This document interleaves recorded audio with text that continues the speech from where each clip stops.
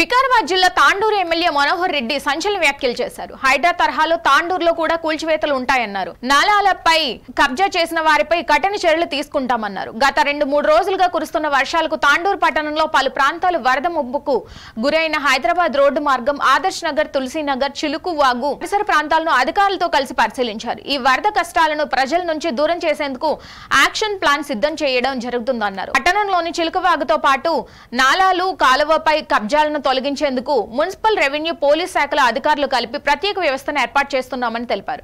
ఈ వ్యవస్థతో కబ్జాలను ప్రక్షాళన చేస్తామన్నారు. చేసే ఆలోచన ఉందా? చేస్తే బాగుంటుందని ప్రజలు కోరుకుంటున్నారు. ఖచ్చితంగా హైడ్రా డిజాస్టర్ మేనేజ్మెంట్ ఫోర్స్ అనేది ఒక మున్సిపల్ ఆ విధంగా డిజాస్టర్ మేనేజ్మెంట్ ఫోర్స్ చేసే అధికారం ఉంటుంది. డిజాస్టర్ మేనేజ్మెంట్ ఫోర్స్ అంటేనే ఆల్ డిపార్ట్మెంట్స్, మున్సిపల్ కానివ్వండి, రెవెన్యూ కానివ్వండి, ఇరిగేషన్ కానివ్వండి, పోలీస్ డిపార్ట్మెంట్ అందరినీ కూడా ఒక వేదిక మీద చేర్చి ఆ డిజాస్టర్ మేనేజ్మెంట్ ఫోర్స్ ద్వారా ఖచ్చితంగా ఎక్కడైతే కబ్జాలకు గురైనాయో అవన్నింటినీ కూడా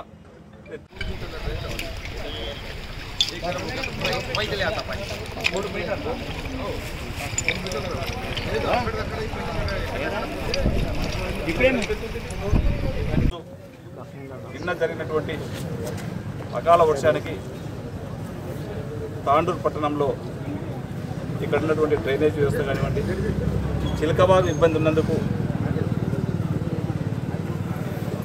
అనుకోకుండా వరదలు వచ్చి కొన్ని కాలనీలకు ఇళ్లలో కూడా పోవడం జరిగింది.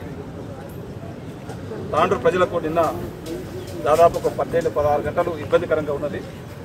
దీనికి అంతటి కూడా అధికారులు, మా చైర్పర్సన్ గారు, కౌన్సిలర్లు, ప్రజాప్రతినిధులు అందరూ కూడా నిన్న మార్నింగ్ 8 గంటల నుంచే ఎవరికి ఇబ్బంది లేకుండా ఆర్టీఓ గారు కానివ్వండి, మున్సిపల్ కమిషనర్ గారు కానివ్వండి, చైర్పర్సన్ గారు కానివ్వండి, పోలీస్ డిపార్ట్మెంట్ కానివ్వండి, ఎంఆర్ఓ కానివ్వండి, కౌన్సిలర్స్ అందరూ కూడా